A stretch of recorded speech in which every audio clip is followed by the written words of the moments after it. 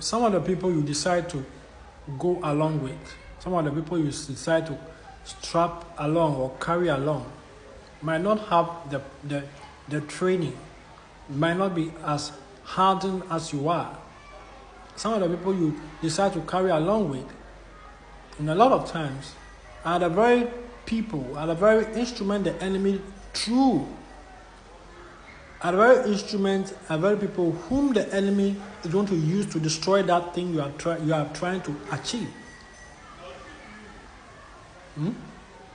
When God instructs you to move in a certain way or move to whatever, make sure you don't go with anybody He has not instructed you to go with. I don't think you have a bigger heart than God. He knows what's ahead of you. Aaron himself was the one who made the idol. He made an altar. He did not stop there. He also announced to the people that the next day there was going to be a celebration. And it ended up in an orgy. So God had to send Moses down.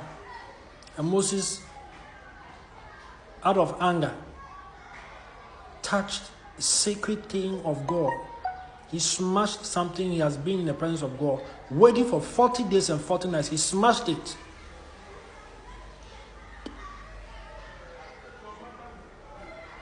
So this man will work, do everything, work so hard. And then when it's time for him to step into his rest, he will be denied. Be very careful.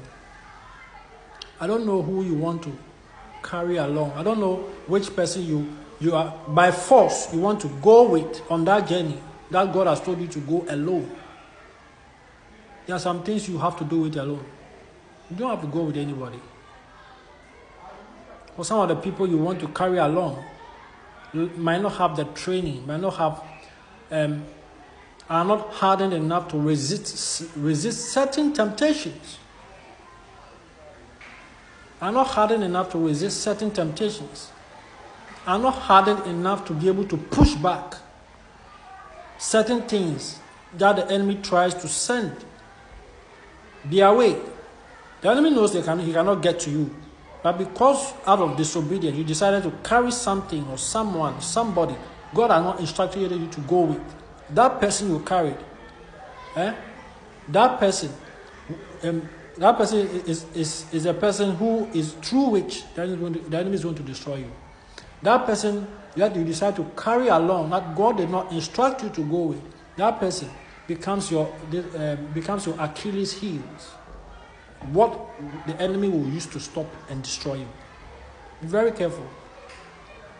And you can read that Deuteronomy chapter 5, and from chapter 5, verse 4, God speaking to them on the mountain.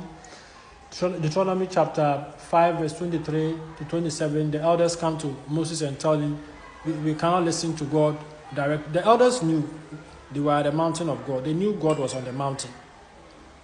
And they turned their back and came to Aaron and told Aaron that they should make them an idol. You read Exodus chapter 32, verse 4 and 5. You see where Aaron himself, the priest, takes the gold, the blessings, the wealth transfer, the gold and stuff God made the Israelites give to them because He made a favor come on them. He took that gold and made an idol for them to worship at the mountain of God. When God was on the mountain. This is very serious. When God is on the mountain with Moses and has warned them not to get close to the mountain because they are going to die, right under that mountain, Aaron decided to make an idol. Very, very important, very, very, very big lesson for people to learn from. So I come here to review some of these things. This is the example 1. We can speak about a man, Abraham. God did not send Abraham to go with Lot.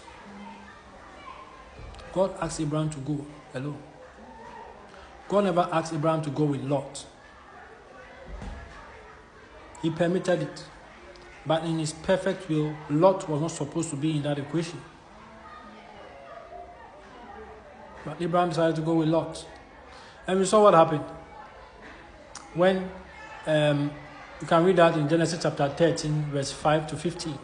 We saw that when they got to the point where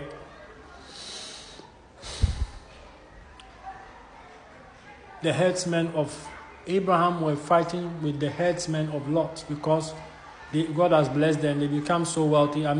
Lot became rich because he was following Abraham.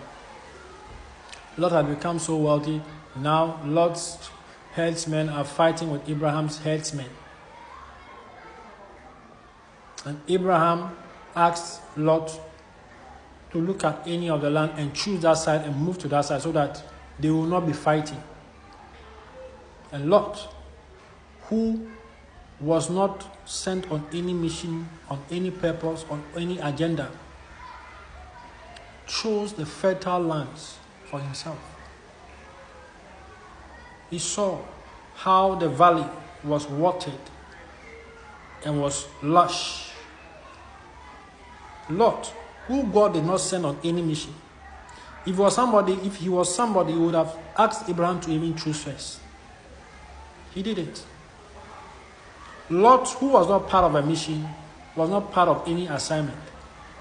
Lot, whom Abraham decided to bring by his own will, looked at the lush valley and chose it for himself because it was well watered. His cattle and sheep will eat and all that.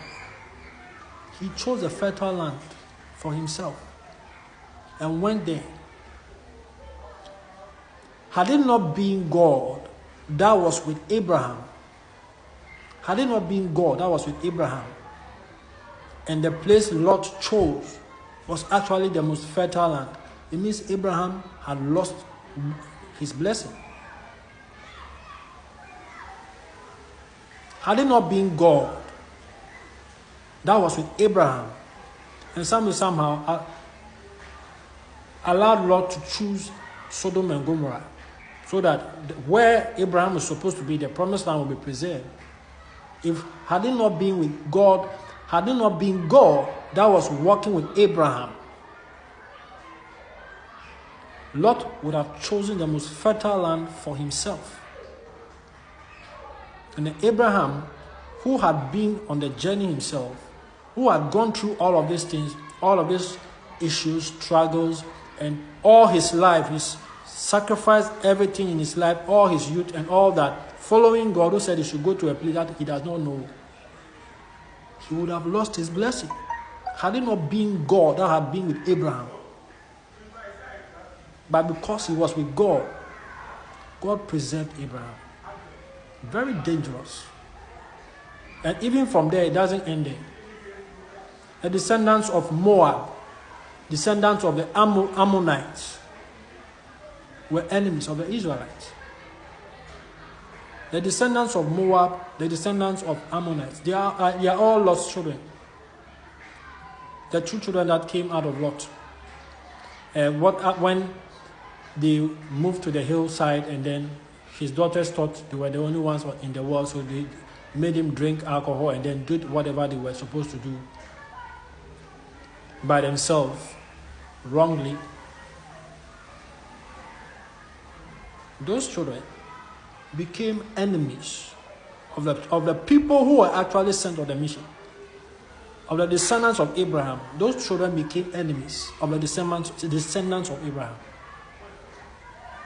The Moabites and the Ammonites. Look, with these few words, I think I have settled this issue. Don't go. Why is he sending you to go? Sometimes it's even good to even get clarity. Go to him. Anybody that is not supposed to go with you, make sure you don't go with them. Some of you, God has already told you. Some of you, God has already warned you. Don't go with anybody he has not asked you to go with. Now, your prayer point is simple. Ask God that anybody that is not supposed to go with you, ask God to cut them off. Any man, any woman, any person, any individual that is not supposed to make that journey with you, ask God to cut them off.